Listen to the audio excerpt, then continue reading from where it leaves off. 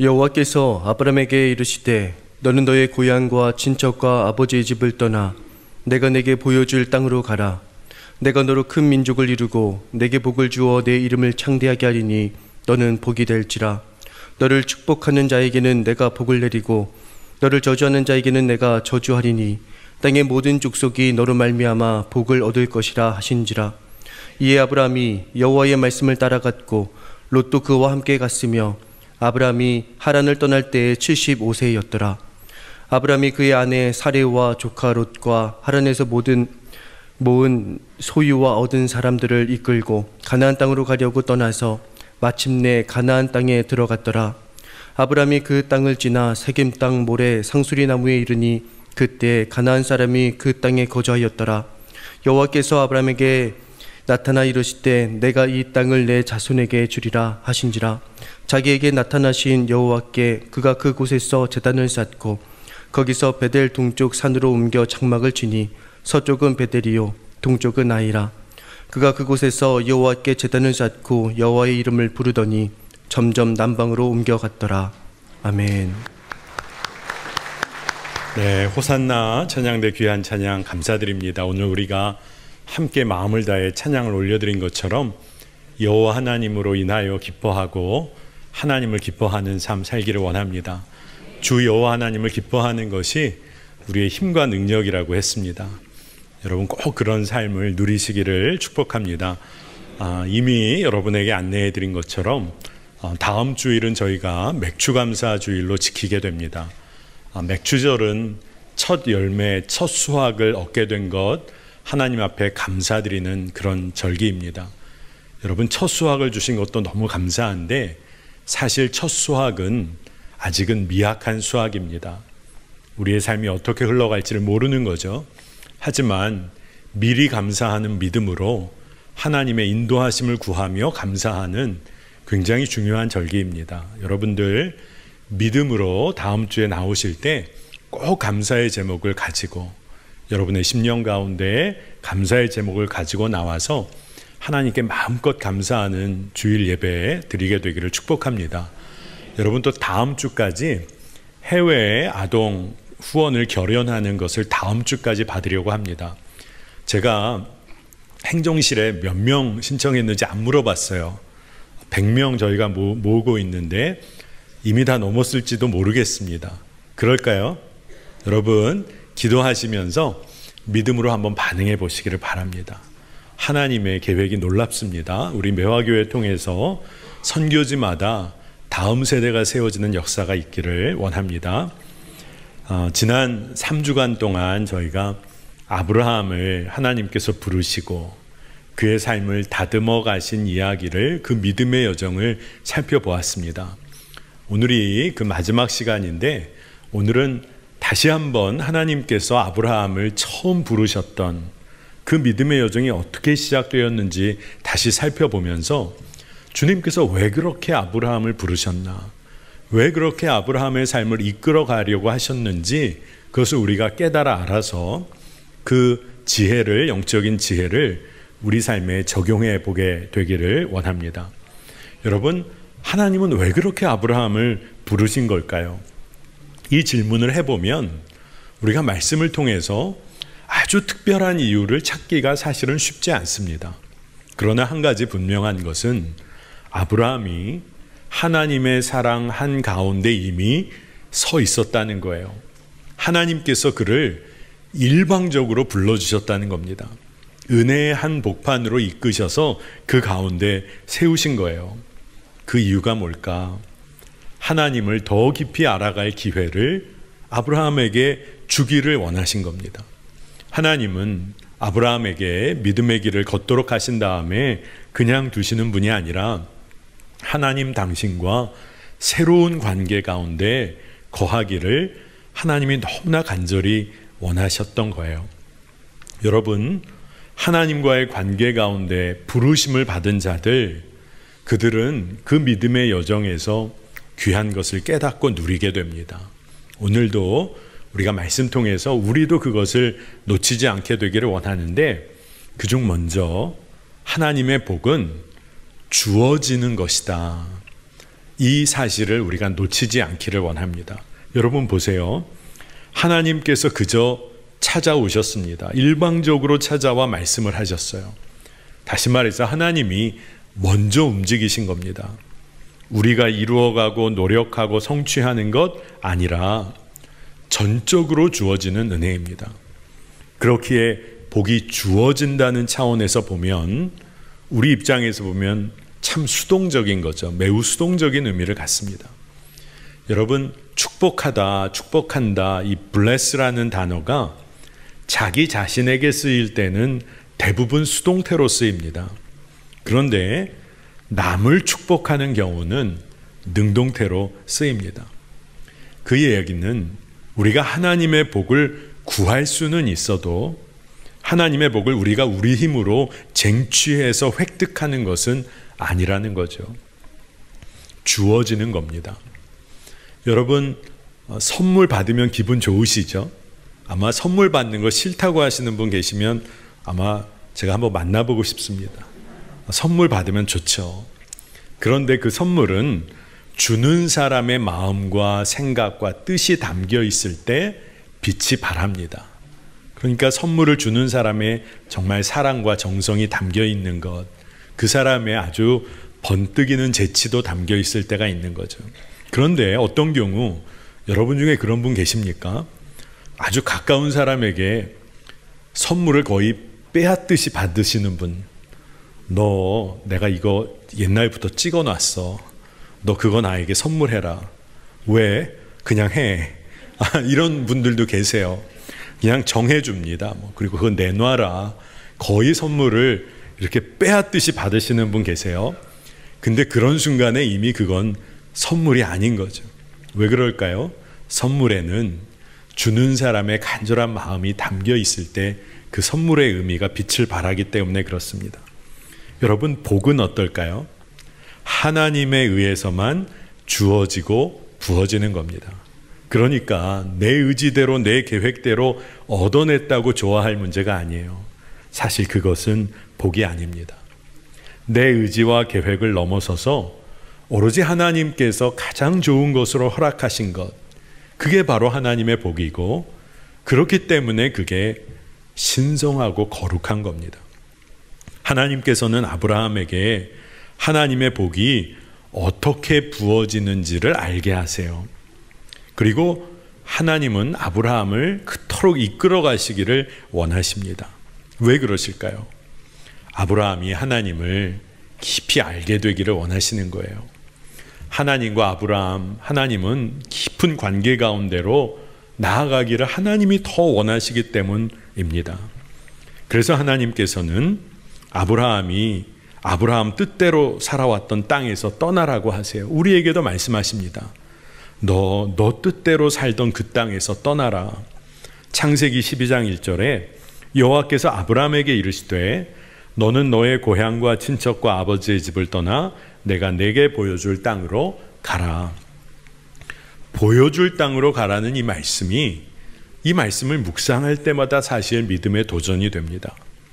미리 살펴보고 어떤지 다 판단하고 재본 다음에 가는 것 아니라 너에게 보여질, 펼쳐질 은혜가 있을 것이니 믿음으로 떠나라는 겁니다. 이 말씀에 여러분, 우리의 의지가 개입될 여지가 있을까요? 떠나라는 이 말씀에 우리의 어떤 의지가 개입될 여지가 하나 있다면 그거는 오직 순종의 영역입니다. 떠나라, 가라, 이 하나님의 명령에 순종하는 것이 우리가 할 수 있는 유일한 일이에요. 바로 알 수 없는 길입니다. 예측할 수 없는 길이에요. 예측하기가 어려워요. 그런데 순종으로 나아갈 때 하나님은 예비된 복이 있다. 그 복을 부어주십니다. 그런데 말씀을 묵상할수록 더 기쁨이 되고 감사한 것은 이 길을 하나님께서도 함께 가시겠다라는 의미라는 것이 깨달아지니까 그게 감사가 되더라고요. 너 떠나, 너 네 길 가라, 너 고향 떠나라. 하나님이 그렇게 말씀하시고 한번 어떻게 하나 멀리서 지켜보시는 게 아니라 하나님이 함께 가시겠다고 이미 작정하셨다는 거예요. 그러니까 우리에게 위로가 되는 거죠. 큰 기쁨이 되고 의지가 되는 겁니다. 아브라함에게 이것이 얼마나 기쁘고 벅찬 초대가 됐을까요? 우리가 잘 아는 아가서 말씀 보면 사랑하는 자와 함께 길 걷기를 원하는 솔로몬 왕의 간절한 마음이 곳곳에 기록되어 있습니다. 이 말씀을 읽을 때마다 하나님께서 우리를 얼마나 사랑하시고 우리와 함께 동행하시기를 원하시는지를 우리가 보게 되는데, 아가서 2장 10절 너무나 유명한 말씀이죠. 나의 사랑하는 자가 내게 말하여 이르기를 나의 사랑 내 어여쁜 자야 일어나서 함께 가자. 아멘입니다. 하나님이 우리를 부르시는 거예요. 그런데 하나님은 우리를 부르셔서 하나님의 사람으로 세워가길 원하세요. 왜 그토록 아브라함을 부르셨을까? 아브라함을 하나님의 사람으로 세워가시려고 하는 겁니다. 여러분, 그런데 하나님께서 우리를 부르셨다면 우리는 두려워하지 않아야 합니다. 우리의 연약함, 상처 하나님이 부르심에 합당하도록 고치시고 치유하셔서 우리를 이끄세요. 우리에게 부족함이 있다. 하나님이 직접 가르치시고 지혜를 채우십니다. 그래서 그 부르심에 그 사명에 합당한 자리로 우리를 세워가세요. 그런데도 우리가 두려워해서 머뭇거린다. 하나님은 하나님이 동행하시며 우리를 사명의 자리로 파송하십니다. 그리고 함께 하시는 거예요. 이 모든 과정 가운데. 이게 은혜가 아니고 무엇입니까? 창세기 12장 2절을 보면 내가 너로 큰 민족을 이루고 내게 복을 주어 내 이름을 창대하게 하리니 너는 복이 될지라. 하나님께서 복을 주어 너는 복이 될지라. 여러분, 이 말씀처럼 특별한 말씀이 어디 있을까요? 무엇을 얻으려고 힘쓰고 애쓰고 그렇게 발버둥치며 사는 인생 아니라 너는 나로 인해서 너의 존재 자체가 복이 될 거야. 하나님은 이 축복을 주시면서 그 당신이 부르신 그 사람들과 깊은 관계를 열어가기를 원하세요. 여러분, 우리는 하나님의 복 그 자체가 되는 은혜를 누리는 사람들입니다. 우리가 하나님의 복이에요. 여러분, 우리가 살다 보면 어떤 한 사람, 그 사람의 존재만으로 모든 사람에게 행복과 평안을 주는 그런 사람이 있습니다. 어떤 사람이 우리 모임 가운데 이렇게 와 있어요. 그 사람이 같이 있어만 줘도 마음이 든든하고 그 모임이 기쁨이 충만합니다. 그런 사람이 있어요. 그런데 어떤 사람은 모임에 오면 매번은 아니더라도 정말 분란이 자꾸 생기고 그러다 보니까 그 사람의 존재 자체가 불안을 주는 사람도 있습니다. 참 무서운 일이죠. 참 무서운 일이에요. 그런데 여러분은 가정에서 여러분의 존재 자체가 가족들에게 복이 되는 사람입니까?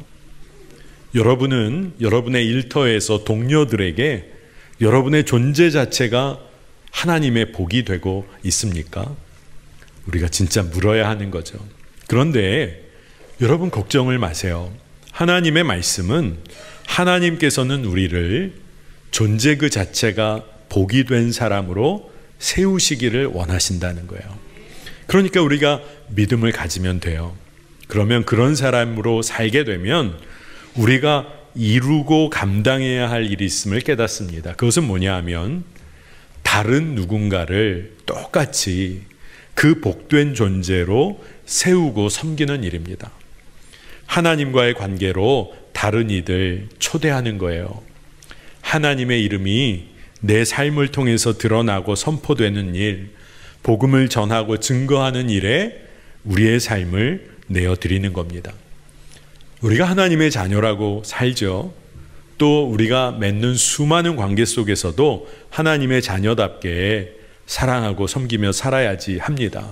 그런데 은혜를 흘려보내기는커녕 자기중심적인 그런 마음 가지고 때로는 상처 주며 살 때가 많습니다. 교회 안에서도요, 열심을 가지고 봉사합니다. 근데 내가 옳다고 여기는 대로 봉사하다 보니까 누군가에게 아픔도 주고 그리고 갈등을 일으키기도 하는 거죠. 우리 모두가 그렇게 연약합니다. 그런데 하나님은 우리에게 계획이 있으신 거예요. 우리의 존재 자체가 하나님의 복이 되도록 우리를 이끄십니다. 그러면 지금 우리가 어떻게 살고 있는지는 점검을 해봐야겠죠. 지금 내가 하나님의 복으로 존재 자체가 복인 그 사람으로 살고 있는지, 그렇게 제대로 사는지 점검할 수 있는 한 가지 질문이 있습니다. 한번 여러분의 삶을 생각해 보세요. 어떤 사람들이 여러분을 인정해 주고 있는지, 누가 여러분 인정해 주는지를 한번 생각해 보세요. 여러분이 하는 일, 여러분이 섬기는 일을 알아주고 인정해 주는 사람이 누군지를 보면 대체로 우리가 진짜 복으로 살고 있는지를 알 수 있습니다. 세상 사람들, 세상의 기준과 같이 따라 사는 사람들이 여러분 보면서 환호하며 박수를 쳐줘요.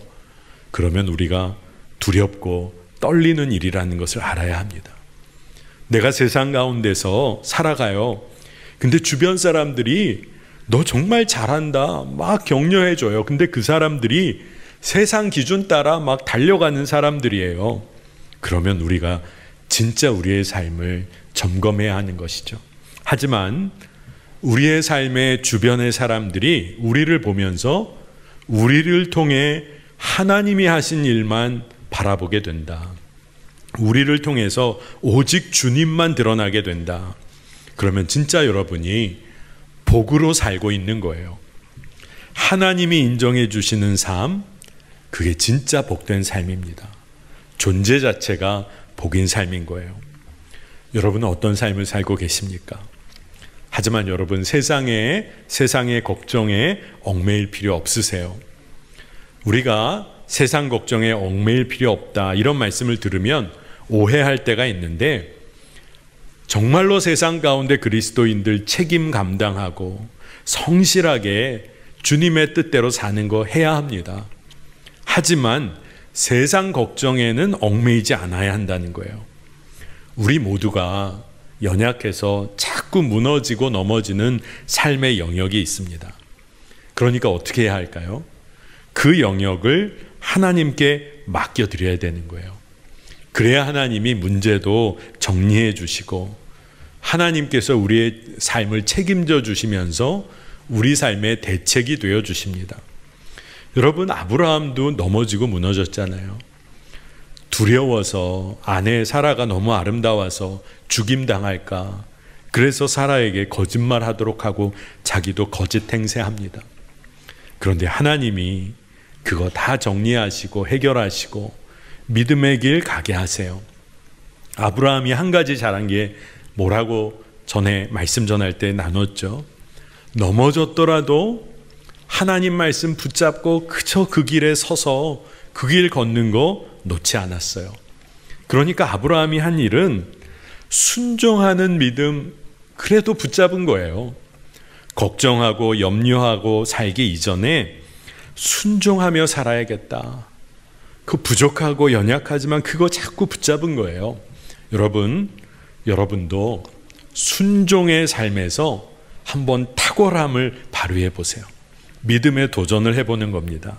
이제부터 다른 어떤 거 아니라 하나님의 말씀이라면 순종하며 산다. 내가 이것만큼은 물러서지 않겠다. 여러분, 그렇게 살면 주님께서는 여러분의 삶을 책임지실 수밖에 없어요. 이 세상 가운데 하나님 당신의 말씀만 붙잡고 있는데 하나님이 어떻게 그의 삶을 이끌지 않으시겠어요? 여러분, 축복하기를 여러분이 하나님 순종하며 사는 삶이 여러분의 특기가 되시기를 바랍니다. 여러분, 노래 특기 아니에요. 노래하고 놀고 이거 내 특기다. 여러분, 그거 아닙니다. 순종이 여러분의 특기예요. 그리고 하나님의 마음, 그 마음에 감동을 드리는 것이 여러분의 취미가 되기를 축복합니다. 하나님의 마음을 더 깊이 알기 위해서 늘 기도하는 것이 여러분의 기쁨이 된다. 그러면 여러분의 삶은 아마 뒤집어질 거예요. 엄청난 변화가 일어날 겁니다. 여러분, 믿음의 길을 걷는다. 이거는 하나님이 예비하신 복을 누리는 길이 되는 겁니다. 여러분, 믿음의 길을 걸어보면 여러분 다 믿음의 길을 걷고 계시죠? 그러면 두 종류의 사람들이 있다는 것을 봅니다. 말씀을 따르는 온전한 순종의 삶을 올려드리는 사람, 그런 사람들이 있는가 반면에 믿음 생활을 한다고 하면서도 말씀을 따라 순종하는 자를 그저 그 사람을 따르는 삶을 살아가는 사람이 있다는 거예요. 오늘 말씀 보니까 4절에 아브라함은 말씀대로 믿음의 길 떠났어요. 근데 조카 롯은 아브라함과 함께 그저 떠났습니다. 아브라함도 롯도 가는 길은 똑같았어요.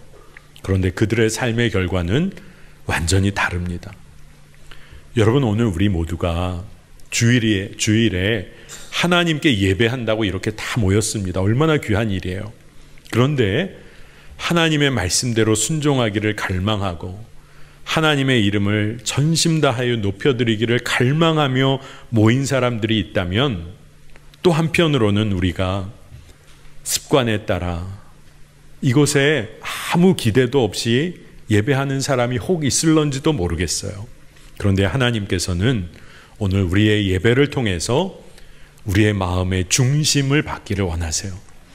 여러분, 오늘 우리가 그 결단으로 우리의 마음을 정해야 합니다. 그리고 믿음 생활하면서 그저 사람 따라 믿음 생활하는 어리석음 벗어나서 오로지 하나님 인도하시는 것 믿고 우리의 작은 순종을 하나님께 올려드리게 되기를 축복합니다. 저는 98년도에 되돌아보니까 그때 미국으로 유학을 떠났어요. 그때가 IMF 때니까 진짜 떠날 수 없을까 했는데, 저는 워낙 그때 돈이 없다 보니까 환율이 아무리 올라도 그 높은 환율로 바꿔도 그냥 그게 그거예요. 근데 그때 돈 많은 사람들은 돌아오거나 떠나질 못하더라고요. 왜냐하면 높은 환율로 바꿔보니까 그 금액이 엄청난 차이가 나니까 떠나지를 못하고, 떠났던 사람도 돌아올 때 저는 미국으로 유학을 가게 됐습니다.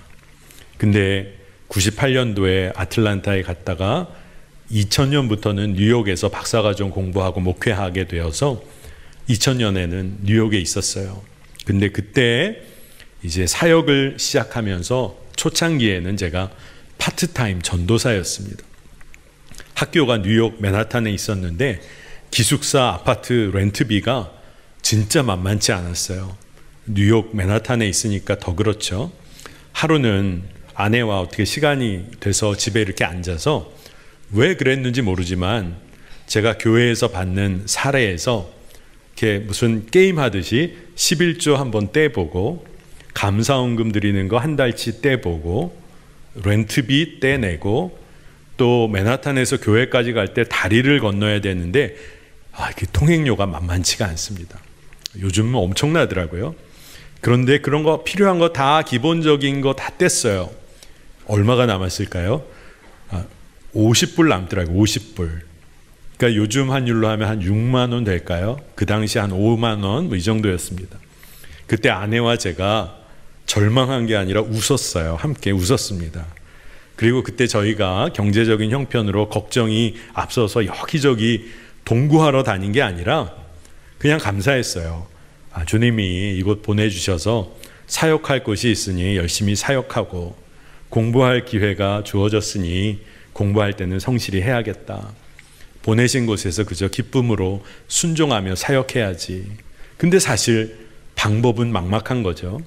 근데 제가 학생 비자로 있는 거잖아요. 미국에 학생으로 있으니까. 근데 교회에서, 제가 신학생이지만 교회에서 일하며 살해받는 것이 학생 신분이라 불법이 될 수도 있으니까, 그 당시 저의 담임 목사님이 신학교 학장님에게 연락을 했던 거예요.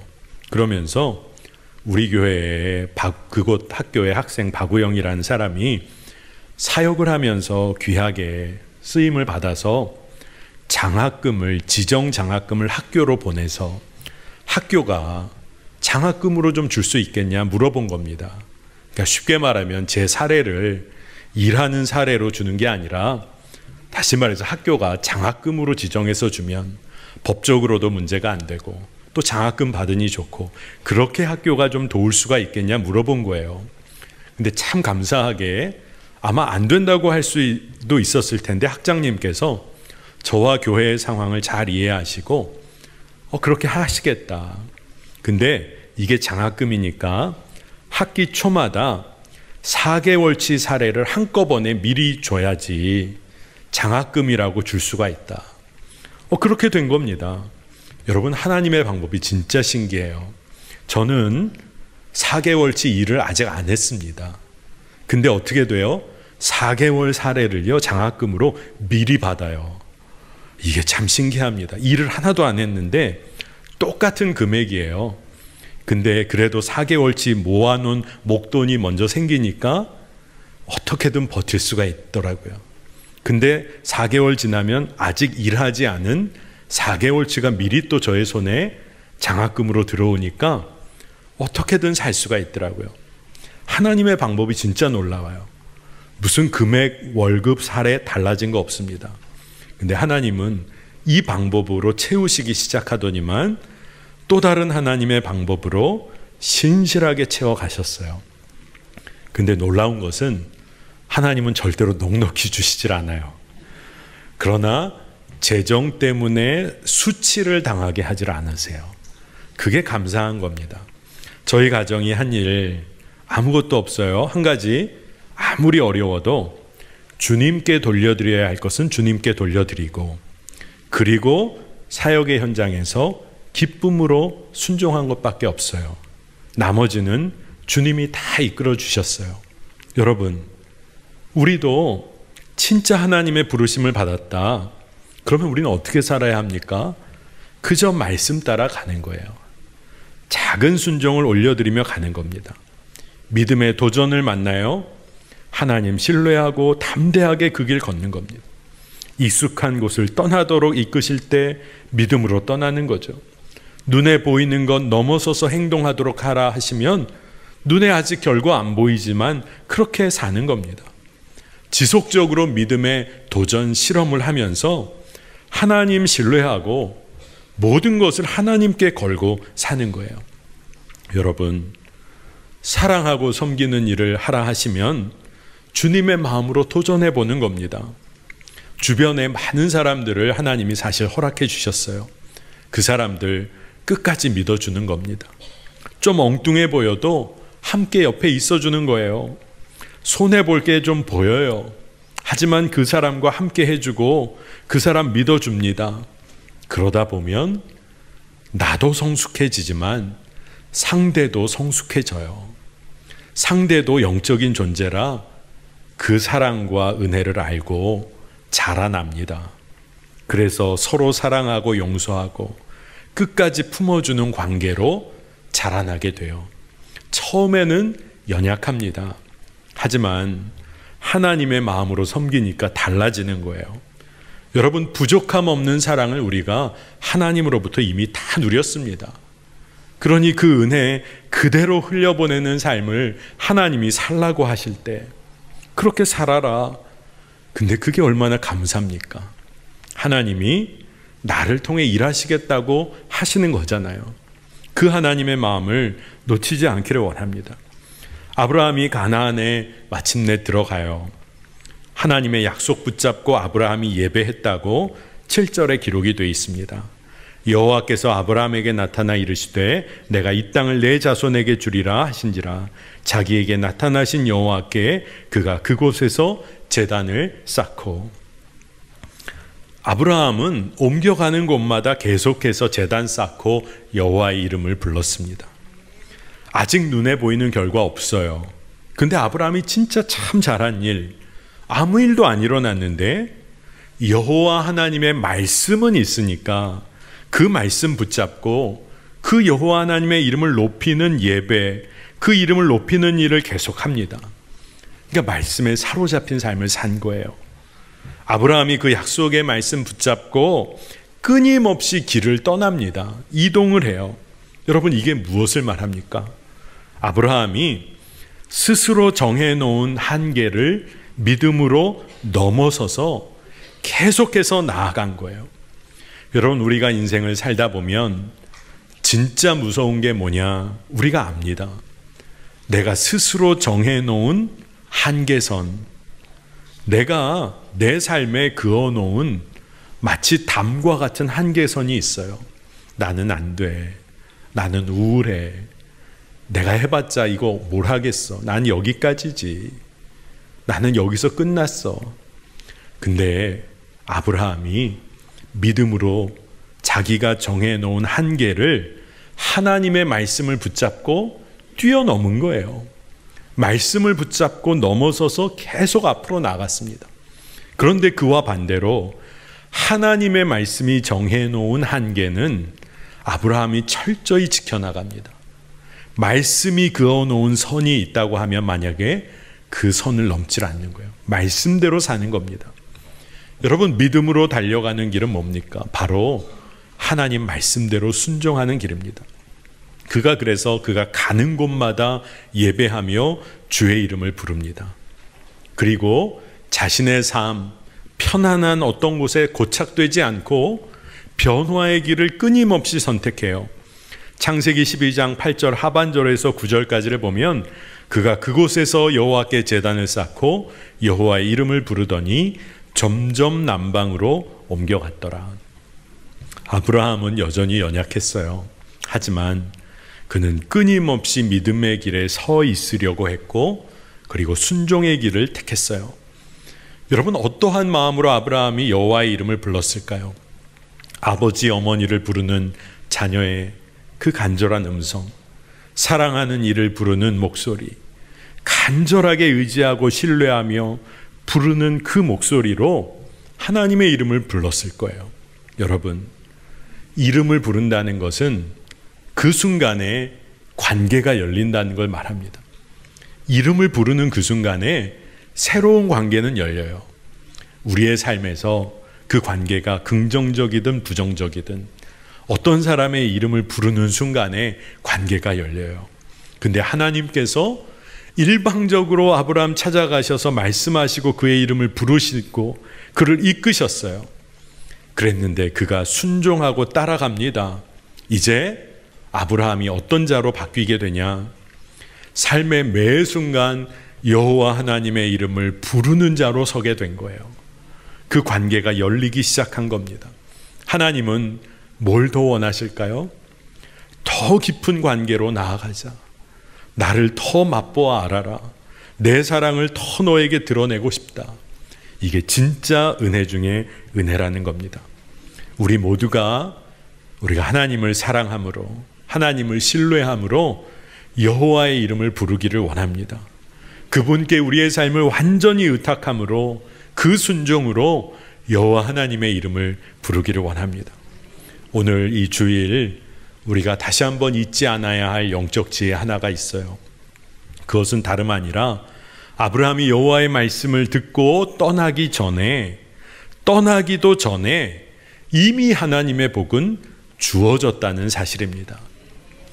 떠나야 복을 주신다. 순종해야 복을 주신다.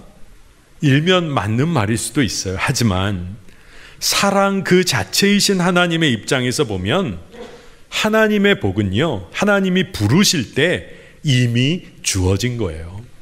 그러니 하나님께서는 다만 우리가 믿음의 길을 걸어가며 복의 사람으로 거듭나 살기를 원하실 뿐이에요. 우리는 순종할 때 하나님의 마음을 더 깊이 알게 됩니다. 말씀을 듣고 따르다 보니까 그 삶에서 하나님의 사랑을 더 깊이 알게 되는 거예요. 그러니 하나님은 왜 우리를 부르신 거예요? 너 나와 더 깊이 교제하자. 내가 너의 하나님이 되기를 원한다. 더 깊은 관계로 나아가자. 그래서 하나님께서 아브라함을 부르셔서 이끄시고 다듬으시면서 결국 뭐라고 말씀하세요? 너는 나의 벗이야. 넌 내 친구야. 하나님께서는 우리를 그렇게 그 놀라운 관계로 부르시는 거예요. 여러분, 순종하는 것 두려운 일 아닙니다. 우리가 하나님께 순종하며 믿음의 길 걸을 때 우리는 하나님과 너무나 깊은 관계 속으로 들어가는 거예요. 그 깊은 교제로 하나님은 우리를 초대하고 이끄십니다. 오늘 우리 예배하는 성도들 중에 많은 분들이 아마 다 결혼 경험하셨죠? 결혼하신 분들이 많습니다.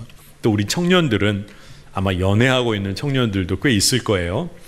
여러분, 사랑하는 연인들이 데이트할 때 어떻게 할까요? 더 기쁨을 누리고 더 깊은 만남을 위해서 때로는 두 사람이 한 번도 가보지 못한 근사한 곳으로 한번 가자고 합니다. 그리고 한 번도 안 간 음식점도 한번 도전해봐요. 먹어보지 않았던 음식도 한번 도전해봅니다. 낯설지만 더 좋은 곳으로, 기쁨을 함께 할 수 있는 곳으로 함께 가자고 인도해요. 여러분, 하나님이 왜 우리를 부르실까요? 왜 믿음의 길 가라고 하실까요? 하나님께서 우리에게 더 좋은 것으로, 더 큰 기쁨으로 우리와 함께 나누기를 원하시기 때문입니다. 그러니 우리가 두려워할 이유가 없어요. 오로지 하나님을 신뢰하고 하나님께 순종하는 겁니다. 그러면 우리 모두가 하나님의 복이 되는 거예요. 우리 존재 자체가 하나님의 복이 됩니다. 그리고 우리는 또 어떤 삶을 살게 될까요? 하나님의 기쁨이 되기를 원하게 돼요.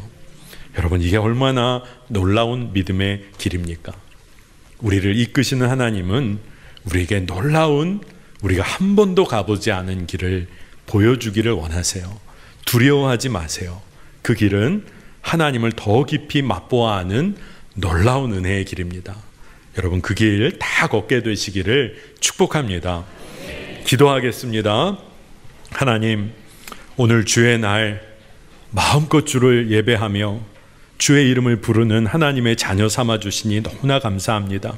하나님, 주님 안에서 복의 사람으로 살게 하소서. 우리를 통하여 생수의 강물이 흘러가 우리의 주변을 생명으로 변화시키는 역사 있게 하여 주옵소서.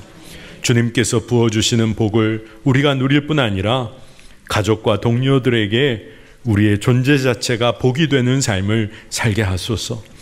스스로 지어놓은 한계에 갇혀 사는 삶이 아니라 더 깊은 교제로 초대하시는 그 하나님의 부르심, 믿음으로 순종하게 하여 주옵소서. 믿음의 길 달려가게 하여 주옵소서. 그것이 우리의 기쁨이 되고 능력이 되게 하여 주옵소서. 감사드리며 예수님의 이름으로 간절히 기도합니다. 아멘.